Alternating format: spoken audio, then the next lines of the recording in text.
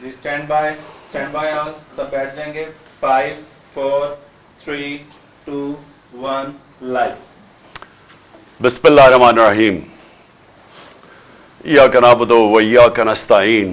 اللہ تیری عبادت کرتے ہیں اور اللہ تیرے سے مدد مانگتے ہیں. میں آج روات میں جو میرے پاکستانی آج جمع ہوئے ہیں، میں پہلے سے سب کو سلام کرتا ہوں. اور جو میری ٹیم ہے مارچ میں جو نکلی ہوئی ہے، اور ہم کتنے دنوں سے یہ مارچ کر رہے ہیں، میں آپ سب کو بھی خراج تحسین پیش کرتا ہوں کہ یہ اس ملک کی تاریخ میں یہ ایک ایسی پولیٹیکل ایکٹیویٹی ہے جو کبھی ایسی نہیں ہوئی. کبھی پہلے کسی پارٹی نے اس طرح کی ایکٹیویٹی نہیں کی. اور یہ ہماری جو حقیقی آزادی کی تحریک ہے، یہ شروع ہوئی تھی 7 مہینے پہلے، جب ہماری حکومت کو ایک سازش کے تحت، بیرونی سازش جس کے ساتھ مل گئے ہمارے میر جعفر اور میر صادق، کیونکہ کبھی بھی بیرونی سازش کامیاب نہیں ہوتی جب تک کہ اندر سے غدار مدد نہیں کرتے بیرونی سازش کو کامیاب کرنے کی. تو انہوں نے ہماری گورنمنٹ گرائی، اور تب سے میں میدان میں ہوں. تب سے تحریک انصاف سارے پاکستان کے اندر اپنا موقف عوام کی طرف لے کے جا رہی ہے اور عوام کو جگا رہی ہے، شعور دے رہی ہے.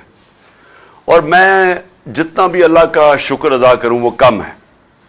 جو میں نے ان 7 مہینے میں دیکھا، میں نے اپنی 26 سال کی سیاست میں یہ نہیں دیکھا. اور جو میں نے اپنے لوگوں کو بدلتے دیکھا، جو میں نے اپنے نوجوانوں کو خاص طور پہ، اور نوجوانوں وہ جو کہ بچے بھی تھے، 12 سال 10 سال کے بچے، میں نے ان سب کو اس میں شرکت کرتے دیکھا. میں جب نکلا لاہور سے تو سارا راستہ میں نے خواتین کو دیکھا، پردہ دار خواتین کو مارچ کے ساتھ چل رہی ہیں، بچے لے کے اپنے. چھتوں کے اوپر میں نے راستے میں دیکھا، چھتوں کے اوپر خواتین کھڑی ہیں، دعائیں کر رہی ہیں.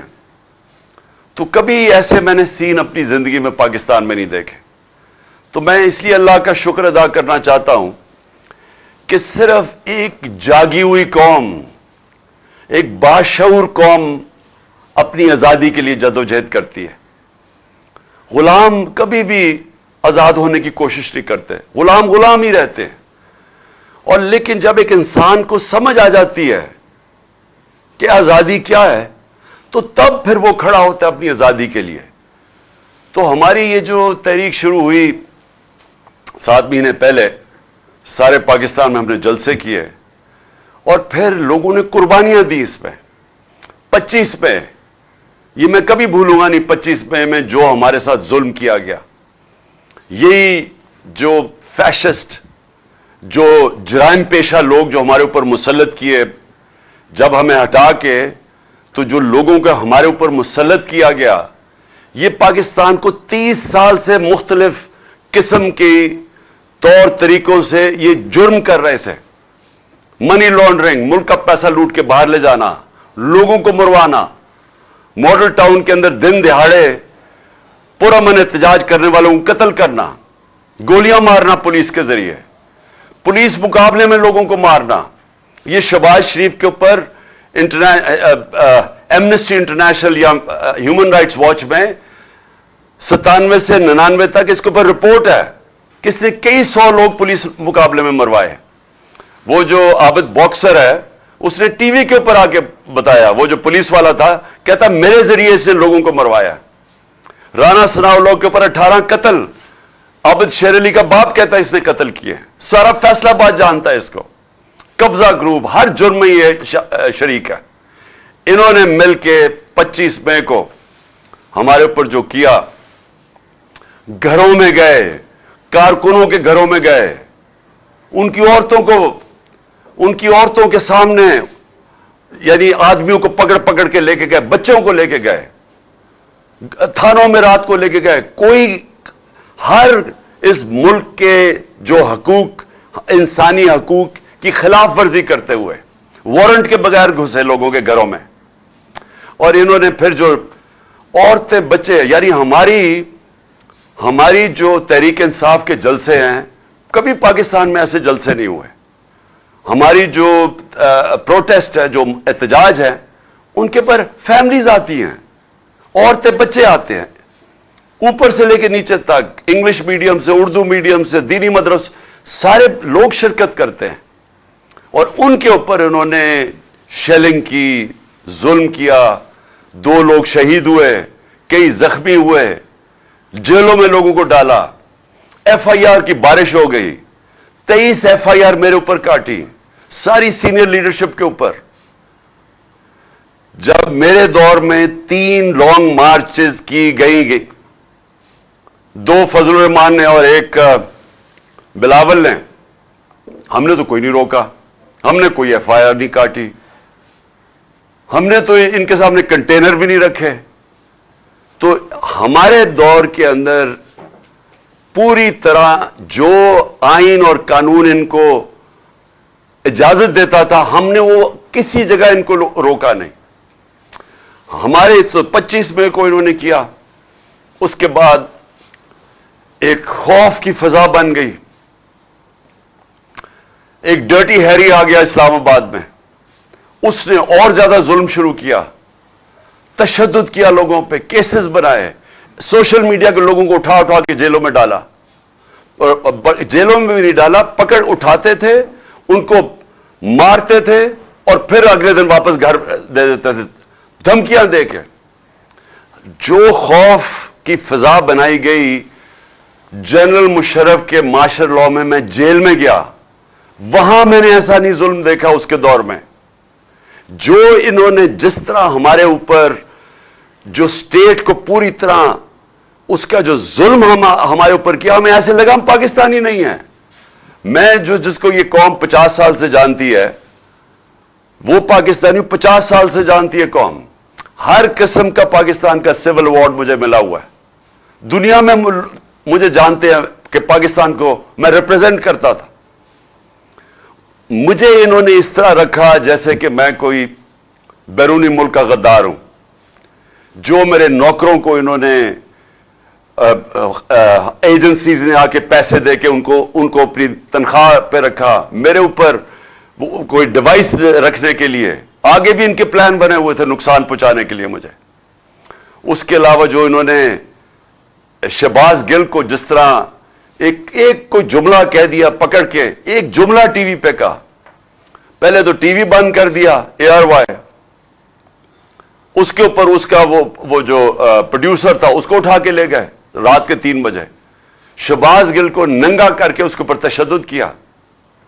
ایک یونیورسٹی پروفیسر، کوئی عام آدمی نہیں، یعنی چلے کوئی دہشت گرد ہوتا، چلے میں مان بھی لوں، کوئی بیرون ملک غدار ہوتا، کوئی مجرم ہوتا، ایک یونیورسٹی پروفیسر کو انہوں نے ننگا کر کے مارا.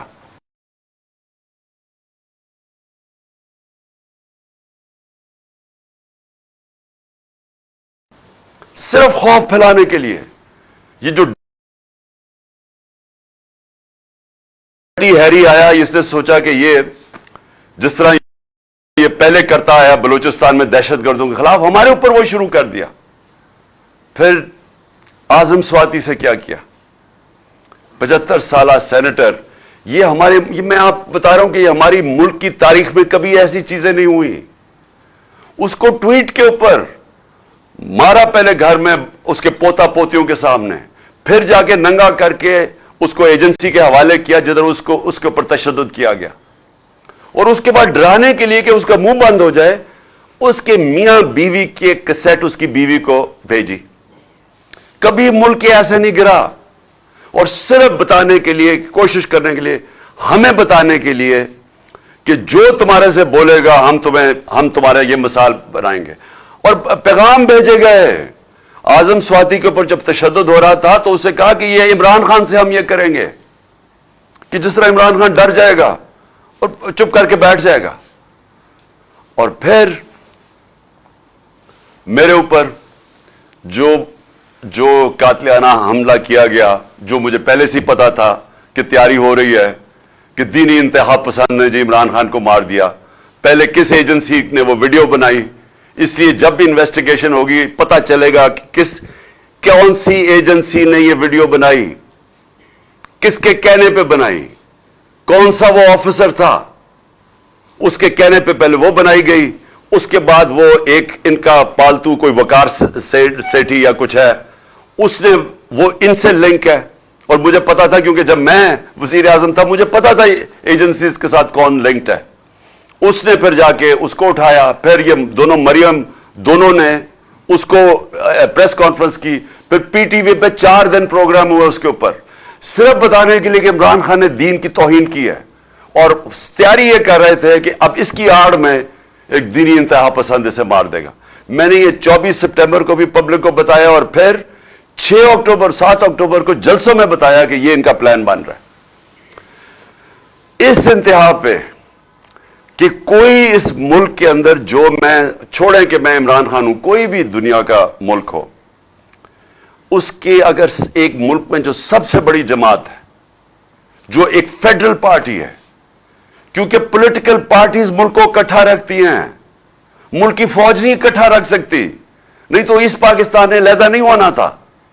पॉलिटिकल पार्टीज मुल्क को इकट्ठा रखती हैं, और जो पार्टी सारे मुल्क में वाहिद पॉलिटिकल फेडरल पार्टी है, उसको खत्म करने की कोशिश की गई, हर कोशिश की गई उसे खत्म करने की। और ये कौन कर रहा था, क्या इसका मकसद था, इसके ऊपर मैं एंड में आऊंगा। लेकिन ये सारी चीजें हमने बर्दाश्त की, उसके बावजूद हमने ये मार्च की।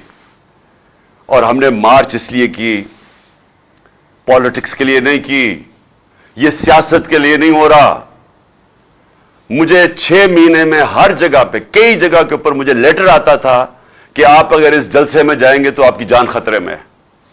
कई जगह चीफ सेक्रेटरी लेटर भेजता था कि जी आपकी जान, मुल्तान का जलसा ना करें, आपकी जान खतरे में।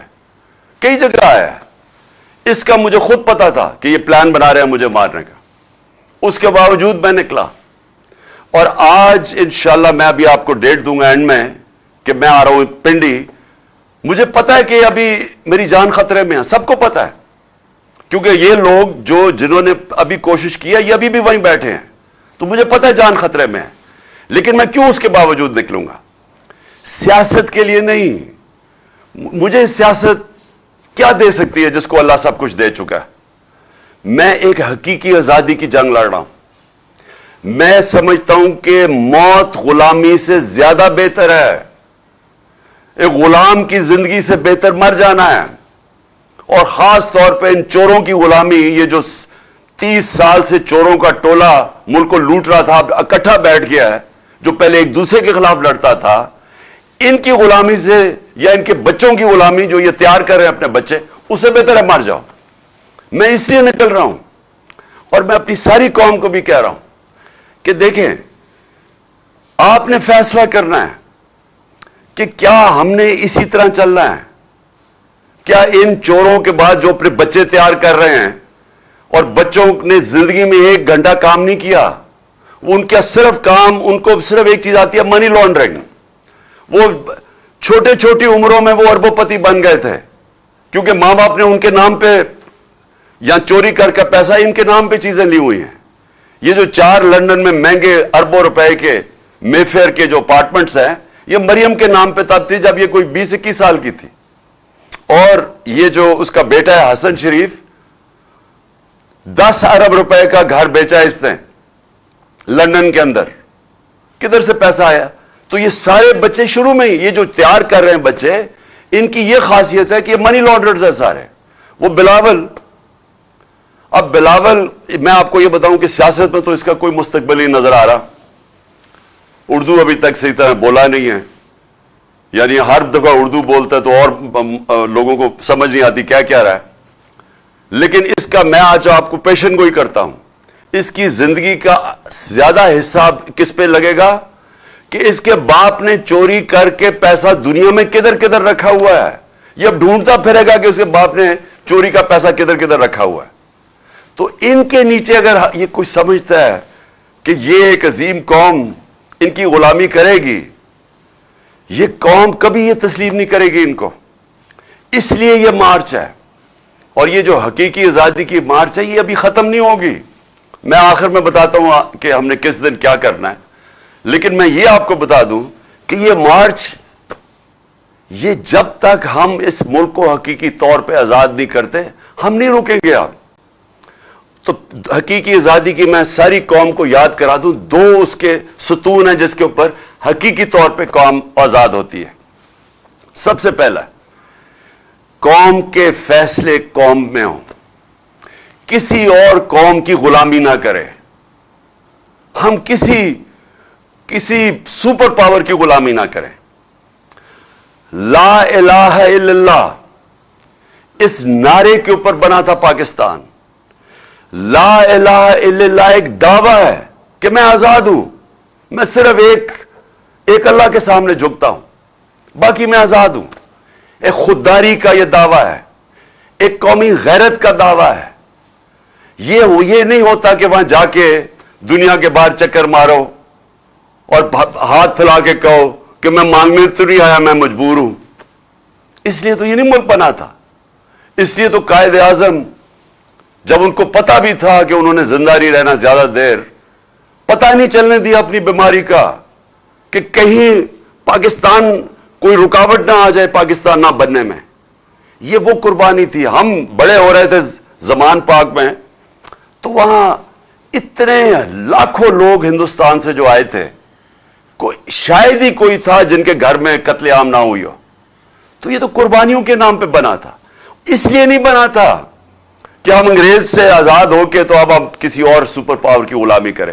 لہذا ایک ہم ملک چاہتے ہیں جو سوورن ہو، قوم کے فیصلے قوم میں ہو. اور مجھے افسوس سے مثال دینی پڑتی ہے ہندوستان کی، ساتھ ہی ہمارے وہ آزاد ہوا تھا. صرف اس ملک کے فیصلے دیکھ لو، فورن پالیسی دیکھ لو، آزاد فورن پالیسی. ملک کھڑا ہو گیا ہندوستان کہ نہیں جی ہم روس سے تیل لیں گے، ہمارے تمہارے ساتھ الائنس ہے امریکہ کے ساتھ کوڈ کے اندر، لیکن ہم فیصلے کریں گے تیل روس سے اس لیے لیں گے کہ ہمارے لوگوں کو سستے تیل کی ضرورت ہے. ہم اپنے لوگوں کے اوپر مہنگائی کا بوجھ نہیں ڈال سکتے. کھڑے ہو گئے، امریکہ ناراض ہوا، لیکن آخر امریکہ کو ماننا پڑا. ہم نے بھی وہی کیا تھا. لیکن یہ جو غلام اوپر بٹھائے گئے ہیں، جو سازش کے تحت آئے ہیں، 7 مہینے ہو گئے، ان کو شرم نہیں آئی کہ ملک مہنگائی میں یعنی لوگ ڈوب گئے ہیں، لیکن انہوں نے روس سے تیل نہیں لیا کیونکہ جو ان کا جو آقا ہے وہ ناراض نہ ہو جائے. ہم چاہتے ہیں کہ پاکستان اگر کبھی بھی ہم کوئی بھی جو فیصلے کریں اس کی نمبر 1 چیز ہونی چاہیے کہ کیا میری قوم کا اس میں فائدہ ہے یا نہیں ہے. ہماری قوم کا فائدہ نہیں تھا جب ہم نے امریکہ کی جنگ میں شرکت کی اور 80,000 اپنے لوگ مروا لیے. یہ ہماری قوم کے مفاد میں نہیں تھا. لیکن اوپر جو سربراہ بیٹھا تھا وہ پریشر ہی نہیں لے سکا، گھٹنے ٹیک دیے. اور یہ جو زرداری اور نواز شریف آئے، یہ اور زیادہ ان کے سامنے لیٹ گئے. 400 ڈرون اٹیک ہوئے ان کے دور میں، 400 ڈرون اٹیک. کبھی دنیا کی تاریخ میں مجھے ایک مثال بتا دیں کہ آپ جنگ کسی کی لڑ رہے ہیں اور وہ آپ کے اوپر بمباری کر رہا ہو. ایک دنیا میں مثال نہیں ہے. کیونکہ یہ کوئی ملک کی آزادی کے لیے ان کا کوئی انٹرسٹ نہیں ہے. یہ 2 خاندان کا انٹرسٹ یہ ہے کہ پیسے کیسے بنانے ہیں، ملک سے باہر کیسے لے کے جانے ہیں، اور پھر اس پیسے کو بچانا NRO کے ذریعے کیا ہے، اور پھر اپنے بچوں کو تیار کرنا ہے کہ وہ پھر آگے چلتے جائیں. اس سے آگے ان کا انٹرسٹ نہیں ہے. پاکستان نیچے جاتا ہے، پاکستان کا دیوالیہ نکلتا ہے، ان کو کیا فرق پڑتا ہے؟ ان کے پیسے ڈالرز میں باہر پڑے ہیں. اگر روپیہ گرے گا بھی تو ان کا تو ڈالر کی قیمت اوپر چلی جائے گی. تو ان کا مفاد تو یہ نہیں ہے کہ پاکستان ایک آزاد خوددار قوم بنے. ان کا تو یہ ہے کہ یہ اقتدار میں کیسے رہے اور پیسہ کیسے بنے اور بچائے کیسے. سب سے پہلے ہم یہ کبھی اس ملک کو جتنی بھی قربانیاں دینی پڑے ہیں، دیکھیں قومیں قربانیاں دے کے آزاد ہوتی ہیں. میں بار بار آپ کو کہتا ہوں، قوم جب اکٹھی ہو جاتی ہے، فیصلہ کر لیتی ہے कि हम एक खुददार कौम होंगे, अब अपने पैर पे खड़े होंगे, वो कौम खड़ी हो जाती है अपनी पैर पे। लेकिन जब एक कौम की साहिब इक्तदार वो चोरी करके पैसा बाहर लेके जा रहे हैं और दूसरों को कह रहे हैं कि आप पाकिस्तान पैसा भेजें, अपना पैसा बाहर लेके जा रहे हैं, और फिर जब आप मकरूज हो जाते हैं, क्योंकि डॉलर जब आप बाहर भेजते रहते हैं और आप पॉलिसी सही बनाते नहीं हैं, एक्सपोर्ट्स बढ़ाते नहीं हैं, तो आखिर में जब डॉलर मकरूज हो जाते हैं, फिर आप घुटनों पे आ जाते हैं और फिर अपनी आजादी खो बैठते हैं। दूसरी चीज, और यह भी मैं आप सबको कहता रहा हूं, मैंने नाम भी अपनी पार्टी का इंसाफ रखा था, कि जो इंसाफ है इसका मतलब है, इसका इंसाफ का मतलब क्या है, मैं फिर यह आपको समझा दूं। कानून के सामने सब एक बराबर। इंसाफ इंसानों को आजाद करता है, क्योंकि अगर इंसाफ नहीं होता माशरे में, तो जो कमजोर होता है वो ताकतवर का गुलाम होता है। जो जंगल का कानून है, जंगल के कानून के अंदर इंसाफ नहीं होता, ताकत की हुक्मरानी होती है। जो ताकतवर है वो कमजोर के ऊपर हर किस्म का जुल्म करता है, वो तो कमजोर को कोई बचाने के लिए नहीं आता। तो जब इंसानी माशरों के अंदर इंसाफ नहीं होता, वो जंगल का कानून बन जाता है। इसका एक नाम दिया हुआ दुनिया ने, बनाना रिपब्लिक। वो बनाना रिपब्लिक बन जाता है जिधर इंसाफ नहीं होता, जिधर रूल ऑफ लॉ नहीं होता। यह हमारा उससे भी बड़ा मसला है, पहले से भी बड़ा मसला, कि यहां इंसाफ ही नहीं है। हमें मिसालें आप बार बार हर रोज देता हूं कि आजम स्वाति को अगर इंसाफ नहीं मिल सकता, पाकिस्तान के सेनेटर को, एक आदमी जो अपनी सारी कमाई बाहर करता है और पाकिस्तान कमाई लेके आता है, उसको इंसाफ नहीं मिल सकता, उससे जुल्म की इंतहा होती है। अरशद शरीफ को इंसाफ नहीं मिल सकता। सारी पाकिस्तान की सहाफी बरादरी को सोचना चाहिए, और मैं थोड़ा मायूस भी हूं अपनी सहाफी बरादरी से, कि जो अरशद शरीफ से हुआ है, औरों से भी हुआ है, लेकिन जो अरशद शरीफ से हुआ, अगर आप इसके ऊपर कोई स्टैंड नहीं लेंगे, और आपको स्टैंड लेना चाहिए था, जिस तरह उसके ऊपर एफआईआर काटी गई, उसके ऊपर धमकियां दी गई। क्यों धमकियां दी गई? कि जो आपका मौकफ है, क्योंकि जो हुकूमत में बैठे हैं वो डरे हुए थे कि सच सामने आ जाए, तो वो साजिश सामने लेके आ रहा था। अरशद शरीफ क्या कर रहा था? वो साजिश सामने लेके आ रहा था जो इस मुल्क से हुई है। तो उसके बावजूद कि वो सच और राय हक पे खड़ा था, उसको धमकियां मिल रही थी, उसको जान की फिर धमकी दी गई। जब वो और इसके घर वालों को सब पता है, अरशद शरीफ की वालदा को सब पता है कौन धमकियां दे रहा था। और आखिर में वो जब मुल्क से बाहर गया और फिर पाकिस्तान बुलाने की कोशिश की, वो कीनिया गया और जो उसको शहीद किया गया। ये अगर अरशद शरीफ नंबर 1 पाकिस्तान का इन्वेस्टिगेटिव जर्नलिस्ट, अगर उसको मार सकते हैं और कोई फिर पूछने वाला नहीं है, कोई इन्वेस्टिगेशन ही नजर आ रही कि होगी सही माने में, किसी को इत्मीनान नहीं है, क्योंकि सबको पता है कि ताकतवर दूसरी तरफ है, और सबको पता है इस मुल्क में कि जब ताकतवर के सामने एक कमजोर खड़ा होता है, इंसाफ नहीं मिलता। मुल्क का एक्स प्राइम मिनिस्टर, जो मैंने आपको कहा कि अगर मैं एफआईआर नहीं रजिस्टर करवा सका, पुलिस वाले कहते कि जी हमारी पंजाब गवर्नमेंट है, हमारी पुलिस है, वो पुलिस वाले कहते जी अगर आपने मैं इस्तीफा दे देता हूं, मैं नहीं ये कर सकता, क्योंकि ताकतवर था दूसरी तरफ। डर्टी हैरी, उसका नाम सुन के सारे डर जाते थे। ये भी तैयार हो गए कि हां जी प्राइम मिनिस्टर के खिलाफ भी कर देंगे, और जो वो है दूसरा इंटीरियर मिनिस्टर, उसके खिलाफ भी। लेकिन ये कोई खास है कि इसको हम नहीं कुछ कर सकते, ये कोई ऐसी ताकत वाली चीज है, ये कानून के ऊपर है, इसको लाइसेंस टू किल है, ये जो भी करेगा हम इस मुल्क का कानून इसको नहीं पकड़ सकते। तो ये बात मेरी नहीं है, अब ये अब सबकी है, सारी कौम की है, कि अगर ये ऐसे मुल्क चलाना है, ये मुल्क हम जो मर्जी कर लें, जितने मर्जी टैलेंटेड पाकिस्तान हो जाए, हम जितनी अच्छी पॉलिसीज लेके आ जाएं, ये मुल्क कभी कामयाब नहीं हो सकता। حضرت علی رضی اللہ تعالیٰ کا قول ہے، اور میں یہ بار بار اب سے نہیں 26 سال سے یہ بتا رہا ہوں کہ کفر کا نظام چل جائے گا، لیکن ظلم اور ناانصافی کا نظام نہیں چل سکتا. اور اگر آپ نے دیکھنا نہیں چلتے ہوئے تو ساری ڈیولپنگ ورلڈ غریب ملک دیکھ لیں. جس کو ڈیولپنگ ورلڈ کہتے ہیں وہ سارے غریب ملک ہیں. ایک ایک غریب ملک آپ جا کے دیکھ لیں، سب یہی حال ہے. ادھر بھی ایسے لوگ بیٹھے ہوئے ہیں، شریف اور زرداری خاندان چوری کرتے ہیں، پیسہ باہر بیچتے ہیں، ان کا انصاف کا نظام نہیں ان کو پکڑ سکتا. ادھر بھی ڈرٹی ہیری جیسے لوگ بیٹھے ہوئے ہیں جو کہ اتنے تکڑے ہیں، سب ڈرتے ہیں ان سے. وہ جو مرضی کریں کر سکتے ہیں، قانون کے اوپر ہیں وہ. اور دوسری طرف سارے امیر ملکوں میں چلے جائیں، دنیا کے سارے پیسے والے ملکوں پہ چلے جائیں جدھر خوشحالی ہے، جدھر ہمارے پاکستانی اتنی کوشش کرتے ہیں یہاں سے ویزا لے کے باہر جانے کے لیے. ہمارے نوجوان ترستے ہیں کہ ہم کسی طرح باہر چلے جائیں. کیوں کرتے ہیں؟ کیونکہ وہاں خوشحالی ہے. تو خوشحالی کی بنیاد کس پہ رکھی گئی ہے؟ انصاف کے اوپر. وہاں سب سے بڑی چیز انصاف ہے. میں جب برطانیہ میں گیا تو وہاں آپ کو کوئی قبضہ گروپ نہیں نظر آتا. کسی کی زمینوں پہ قبضے کسی کی ضرورت نہیں ہے کرنے کی، کیونکہ عدالتیں انصاف کرتی ہیں.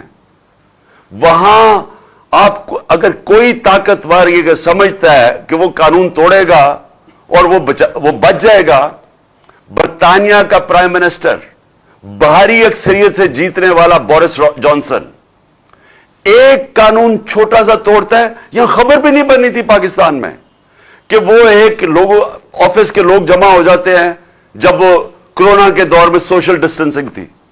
اس چیز کے اوپر وہ ریزائن کر دیتا ہے کیونکہ اس نے قانون توڑا ہے جو لوگوں کے لیے بنایا ہوا تھا.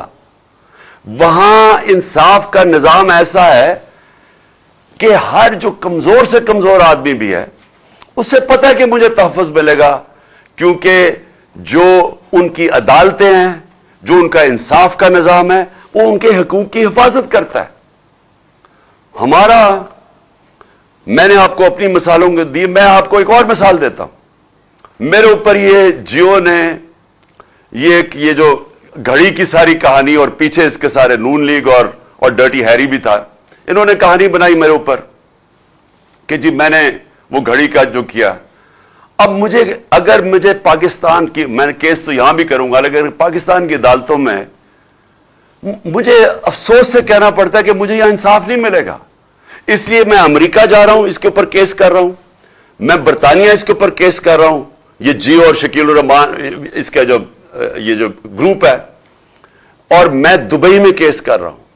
اور میں آج آپ کو کہتا ہوں کہ میں کیوں وہاں کر رہا ہوں، کیونکہ مجھے پتا ہے مجھے انصاف ملے گا وہاں. مجھے پتا ہے کہ اس نے جو میرے اوپر میری عزت کی توہین کی ہے، مجھے پتا ہے کہ وہاں ان کی عدالتوں میں، کیونکہ میرا کیس لڑا ہوا ہوں وہاں. بہت بڑا کیس ہوا تھا میرا اور ایئن بوتھم کا برطانیہ کی عدالت میں. وہ مین ہیڈ لائنز کیس تھا، 3 ہفتے وہ کیس چلا تھا. مجھے پتا ہے وہاں عدالتیں کیسے چلتی، اور وہ بھی یہی تھا، ہرجانہ کا کیس تھا. تو مجھے تو پتا ہے وہ کیسے چلتا ہے. اور مجھے پتا ہے کہ جو اب انہوں نے جو کیا ہے، اس کے اوپر جو ہرجانہ ہوگا، اس کے اوپر جو ڈیمیجز ہوں گے، میں اس لیے چاہتا ہوں کہ پاکستانی قوم دیکھے گی کیا ہوگا. اور میں اس لیے چاہتا ہوں کہ ہمیں بھی یہاں دیکھنا چاہیے، ہماری عدالتوں کو بھی، کہ ہم کیوں یہ نہیں کر سکتے، کیوں نہیں لوگوں کی عزت کی حفاظت کر سکتے. کیوں ایک ملک کے ایکس پرائم منسٹر کے اوپر اس طرح گند اچھالا جائے، کسی کے اوپر بھی، کسی انسان پہ بھی. لیکن یہاں تو کوئی بھی پوچھنے والا نہیں ہے.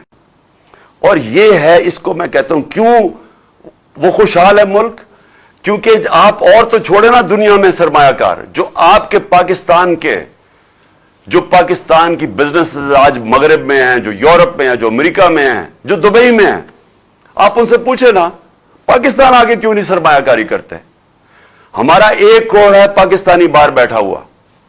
اگر 5 لاکھ پاکستانی باہر بیٹھے ہوئے فیصلہ کر لیں کہ ہم نے پاکستان میں آ کے سرمایہ کاری کرنی ہے، آپ یہ یقین دیں، یقین سے میں آپ کو کہتا ہوں کہ یہاں اتنا ڈالر آ سکتا ہے پاکستان میں کہ ہمیں کسی کے سامنے ہاتھ پھیلانے کی ضرورت نہیں ہے. हमारे अपने ओवरसीज पाकिस्तानी अगर यहां पाकिस्तान में सरमाया कारी करनी शुरू कर दें, हमें कोई मसला ना हो कि हम भागे फिर रहे हैं, कभी यहां पैसे मांग रहे हैं या हमारे रुपया गिर रहा है। लेकिन वो आते क्यों नहीं है? उनसे पूछें कि क्यों नहीं वो पाकिस्तान में आके सरमायाकारी करते। सबसे बड़ा मसला यह होगा, एक अंग्रेजी का लफ्ज है कॉन्ट्रैक्ट एनफोर्समेंट। उनको यह खौफ होता है कि अगर उनसे कोई यहां कोई फ्रॉड होगा तो यहां उनको कोई तहफ़्फ़ुज़ नहीं मिलेगा। यहां अगर वो प्लॉट भी खरीदते हैं तो उनके ऊपर भी कब्जे हो जाते हैं। मैं जब बाहर जाता था पैसे इकट्ठे करने के लिए बैरून मुल्क पाकिस्तानियों से, शौकत खानम के लिए, नमल के लिए, तहरीक इंसाफ के लिए, तो मेरा जब उनसे मैं मिलता था, और अब से नहीं 30 सालों से बात कर रहा हूं, हमेशा वो ये कहते थे कि हमारे प्लॉटों के ऊपर कब्जे हो जाते हैं और वो केस फंस जाता है जाके अदालत में, और फिर वो आखिर में हमें वो कब्जा ग्रुप आगे कहता है अच्छा जी जो प्लॉट की कीमत थी 1000 रुपए, वो कहते हैं जी 100 रुपया लो और जान छोड़ो। ये इतने पाकिस्तानियों से हुआ है। तो जब प्लॉट ही नहीं वो खरीद सकते इस मुल्क में और उनको खौफ है कि उसके ऊपर भी कब्जा हो जाएगा, तो सरमायाकारी कौन करेगा? तो हमारे मुल्क का जो मुस्तकबिल है वो जिधर ये ले आए हैं पाकिस्तान को, जो हमें खड़ा कर दिया, दिवालिया निकाल दिया हमारा इन 7 महीने में, अब जो आगे हमने मुल्क को जब उठाना होगा तो उसके लिए हमें अपने मुल्क में कानून की बालादस्ती कायम करनी होगी। ये जो बड़े बड़े डाकू जो हर बारी चोरी करके और एनआरओ ले लेते हैं, ये किसी मुहज़्ज़ब माशरे में इसका तस्वर नहीं है कि इन्होंने कानून पास किया असेंबली से, और सारे जिन के ऊपर केसेस थे नैब में, वो बकायदा शिक्के हैं जिसमें बड़े बड़े डाकू बच रहे हैं। उसमें जरदारी किसी में बच रहा है, मरियम किसी में बच गई है, जो और इनके लोग फंसे हुए थे सब बच रहे हैं। 1100 अरब रुपया जो इस कौम को आना था वो सारा इन्होंने हजम कर लिया है कानून बदल के, अपने आप को फायदा, अपने आप को एनआरओ देके।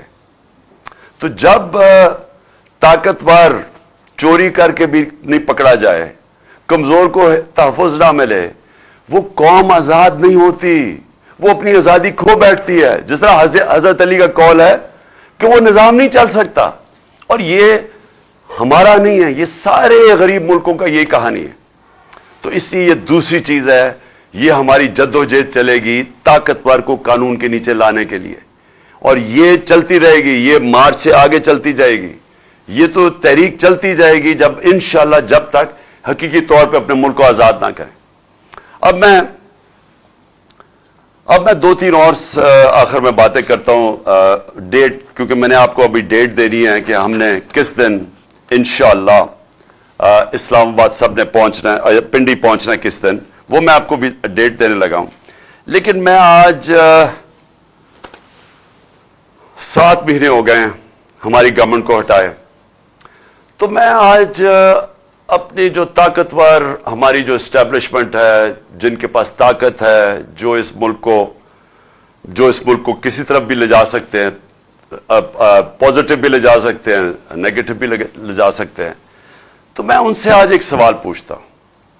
मेरा ये सवाल है, और क्योंकि मुझे इसका कोई जवाब आया नहीं अभी तक, कि ये लोग जो 2 खानदान थे, जनरल मुशर्रफ ने इनको हटाया जब 99 में, तो 2-2 दफा ये करप्शन में 90 की दिहाई में निकल चुके थे, और केसेस करप्शन के इन्होंने एक दूसरे के ऊपर बनाए थे। नून लीग कहती थी पीपल्स पार्टी करप्ट है, नवाज शरीफ करप्ट है, वो कहती थी जरदारी करप्ट है। जरदारी को जेल में नवाज शरीफ ने डाला, और फिर इन दोनों को मुशर्रफ ने हटा दिया, और लोगों ने मिठाइयां बांटी और करप्शन पे हटाया। उसके बाद इन्हीं को जनरल मुशर्रफ ने एनआरओ दे दिया, और उसके बाद इन्होंने 10 साल जो मुल्क से किया है, 4 गुना ज्यादा कर्जा बढ़ा दिया। लोगों ने इनके गुस्से में मुझे वोट दी 2018 में। अब मेरा सवाल यह है कि वो क्या चीज थी कि एकदम 3.25 साल के अंदर यही लोग कि पता नहीं किस में नहा के आए कि ये एकदम ठीक हो गया एस्टैब्लिशमेंट के लिए, और उसके बाद ये हमारे ऊपर फिर मुसल्लत हो गए। चले मानते हैं कि एस्टैब्लिशमेंट ने कोई इसके ऊपर साजिश नहीं की, लेकिन रोक तो सकते थी ना, जानते तो थे इनका माजी क्या इनका माजी नहीं पता था? फाइलें तो सारी पड़ी हुई हैं एजेंसीज के पास इनकी चोरी की, सब कुछ। तो क्योंकि मैं 3.5 साल प्राइम मिनिस्टर था, मुझे पता है कि सारी डिटेल्स हमारी एजेंसीज के पास पड़ी होती है कि इनकी चोरी इन्होंने कितनी की, तो वो तो सब पता था। तो वो क्या चीज हुई कि इनको फिर हमारे ऊपर मुसल्लत कर दिया? बैरूनी साजिश कामयाब हो ही नहीं सकती जब तक अंदर उनकी मदद ना हो। तो मेरा सवाल यह है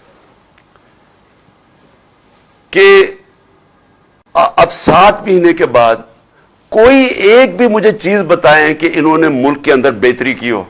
मुझे एक चीज बता दें। इकोनॉमिक सर्वे पाकिस्तान की इनके दौर में पब्लिश हुई, उसी इकोनॉमिक हमारे दौर में नहीं हुई। वो हर साल जो बताती है कि पाकिस्तान की मायशत के क्या हालात है, वो इनके दौर में पब्लिश होती है और वो कहती है कि 17 साल के बाद पाकिस्तान, हमारी तहरीक इंसाफ के जो आखिरी 2 साल थे, 17 साल के बाद बेहतरीन हमारी माशत की इजाफा हुआ। उसमें 5.7% और 6%। ये 17 साल के बाद कोरोना के बावजूद ये हमारी माशत ऊपर आ रही थी।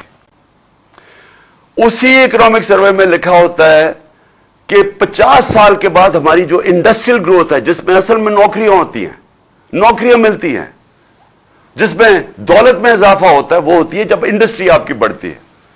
तो 26 से 27% हमारी लार्ज स्केल मैन्युफैक्चरिंग बढ़ी।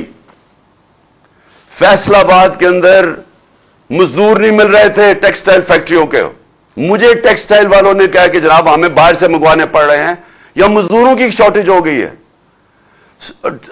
तारीख में सबसे ज्यादा टेक्सटाइल इंडस्ट्री की ग्रोथ हुई, तारीख में सबसे ज्यादा एक्सपोर्ट्स बढ़ी, तारीख में सबसे ज्यादा बाहर बैरून मुल्क पाकिस्तानियों ने हमारे ऊपर एतमाद करते हुए सबसे ज्यादा रेमिटेंसेस पैसा भेजा।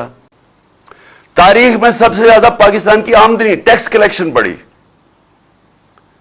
और तारीख में 4 फसलें जो पाकिस्तान की थी, क्योंकि हमने किसानों की मदद की, क्योंकि हमने उनको सब्सिडाइज करके चीजें दी, उन्होंने अपनी 4.5% हमारी ग्रोथ रेट थी, यानी हमारी इजाफा हुआ ज़राअत में, जो 17 साल के बाद था।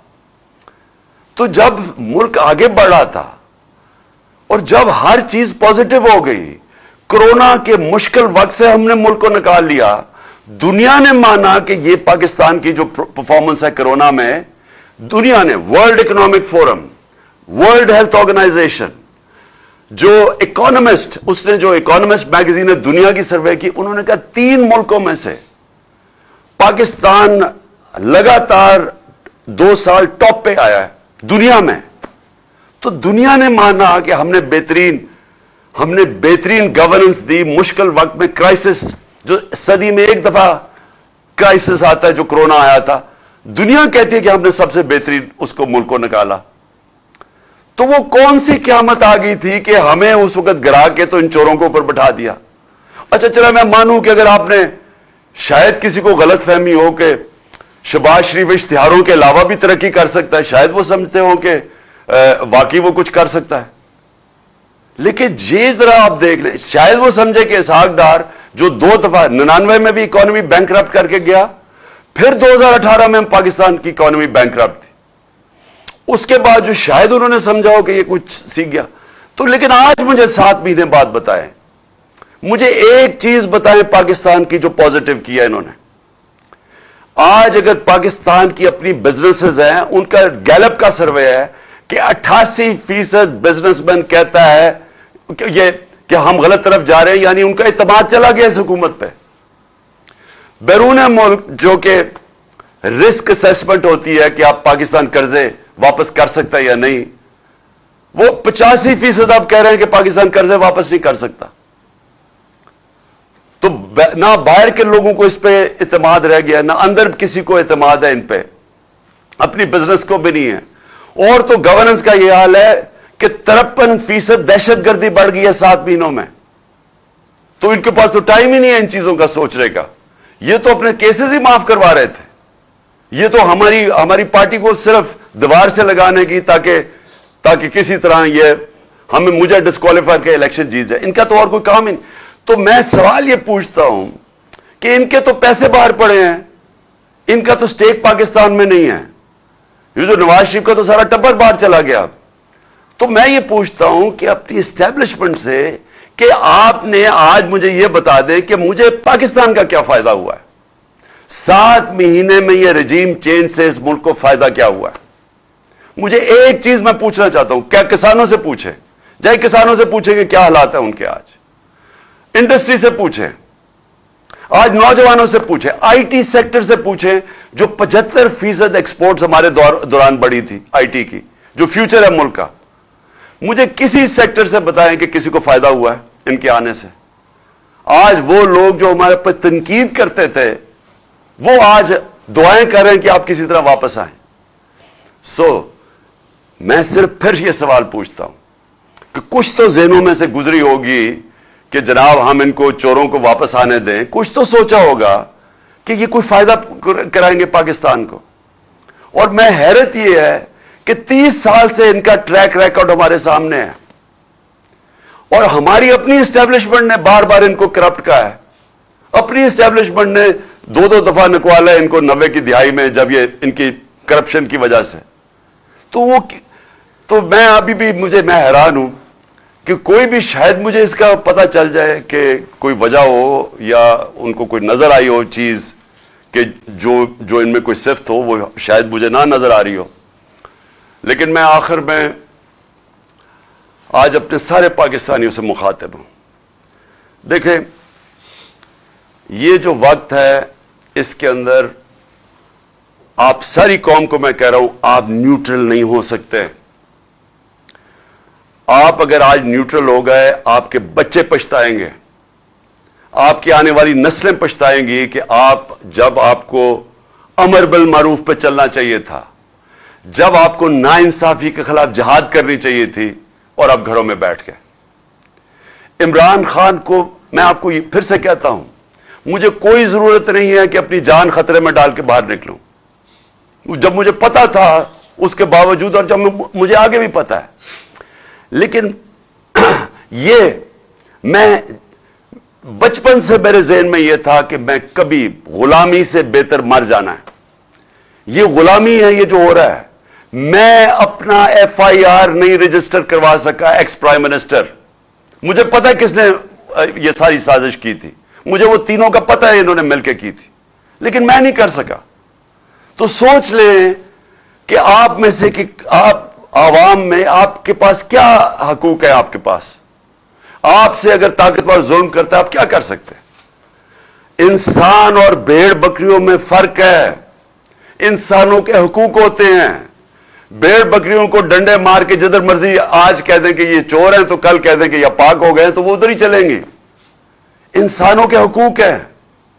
انسان جب تک اپنے حقوق اور آزادی, جب تک اس کے لیے رائے حق کے لیے نہیں کھڑا ہوتا, انسانی معاشرہ جانوری معاشرہ بن جاتا ہے. جانوروں کا معاشرے میں جنگل کا قانون آ جاتا ہے, جو اس وقت مجھے افسوس سے کہنا پڑتا ہے پاکستان میں ہے. ہماری کوششیں ہو رہی ہیں, دیکھیں وہ سینیٹرز نکلے ہوئے ہیں, وکیل نکلے ہوئے ہیں کہ ساری دنیا کے سامنے اعظم سواتی سے ہوا, لیکن وہ بے بس ہے. اس کی والدہ ارشد شریف شہید کی, وہ انہوں نے کمیشن بنا دیا. والدہ کہتی مجھے اعتماد ہی نہیں ہے. تو جنہوں نے جو چاہتے ہیں انصاف, اگر ان کو کمیشن پہ اعتماد نہیں ہے تو کیسے انصاف ملے گا. اور میرے اوپر جو FIR ہوئی, جو FIR پولیس نے دی ہے, وہ FIR کیا, وہ مذاق ہے. وہ ایک آدمی کے اوپر انہوں نے FIR کاٹ دی ہے. تو ہمیں تو سب کو پتا کہ دوسری طرف سے سامنے سے گولیاں آئی ہیں, دو مارنے والے تھے. تو انہوں نے تو وہی کیس بنا دیے کہ جناب یہ چاہتے ہیں. اسکرپٹ کیا تھی کہ جی دینی انتہا پسند نہیں, اکیلا تھا. اچھا وہ بھی اتنا بیوقوف ہے, جنہوں نے اس کو پڑھایا اس طوطے کو, وہ بھی اتنے بیوقوف تھے. وہ پہلی چیز کہتا کہ جی میں اکیلا تھا. کہ لوگوں, یعنی اگر کسی کو شک بھی تھا نا کہ سازش ہوئی تو اس نے پوری کر دی کہ ہاں جی میں اکیلا تھا, کہیں وہ شک نہ پڑ جائے کہ جو دوسرا جو سامنے والا تھا اور اصل وہ نہ کہیں اس کی تلاش نہ شروع ہو جائے. تو اگر ہمیں انصاف نہیں مل سکتا، میں پھر سے کہتا ہوں میری قوم، آپ کو یہاں انصاف نہیں ملنے لگا، یہ ملک آگے نہیں بڑھنے لگا.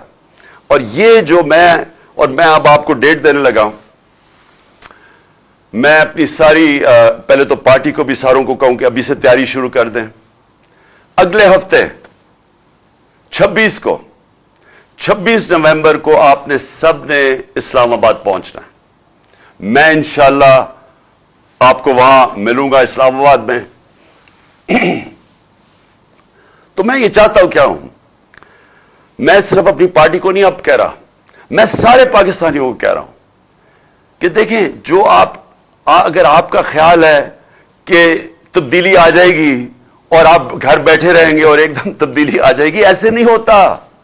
اللہ کا فرمان ہے کہ میں کبھی، قرآن میں کہتا ہے، میں کبھی کسی قوم کی حالت نہیں بدلتا جب تک وہ قوم خود اپنی حالت بدلنے کی کوشش نہ کرے.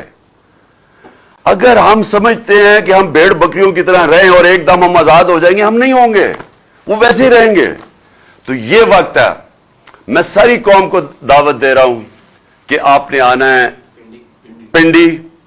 آپ نے پنڈی آنا ہے 26 تاریخ کو، ہفتے کو. 1 اور 2 کے بیچ میں آپ نے پوری کوشش کرنی ہے پہنچنے کی. میں خود وہاں آپ سے انشاءاللہ خطاب کروں گا اور اگلا لائے عمل دوں گا. یہ تحریک رکنے نہیں لگی، میں آپ کو اگلا لائے عمل دوں گا.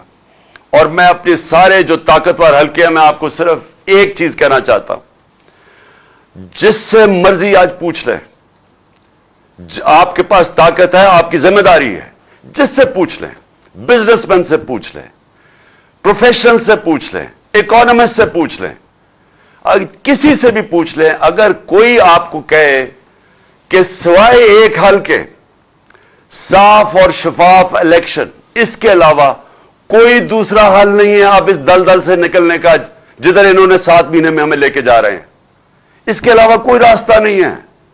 ان کے پاس کوئی پلان ہی نہیں ہے. کوئی پوچھے تو صحیح کہ آپ کا روڈ میپ کیا ہے؟ ملک جو تیزی سے نیچے جا رہا ہے، جو باہر کی دنیا اب سارا اعتماد کھو بیٹھی ہے، کون سا روڈ میپ ہے آپ کے پاس؟ ان کے پاس کوئی روڈ میپ نہیں ہے.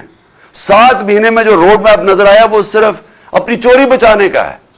سو لہذا ساری قوم ادھر آئے گی اور ہم ڈیمانڈ کریں گے ایک چیز، صاف اور شفاف الیکشن.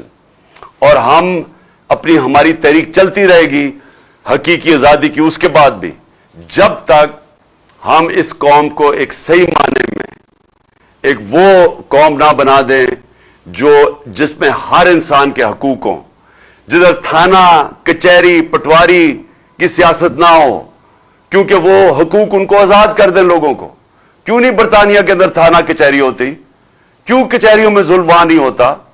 کیوں پٹواری کو رشوت نہیں دینی پڑتی وہاں؟ کیونکہ وہاں حقوق ہیں انسانوں کے، وہ آزاد لوگ ہیں، وہ انصاف ہے.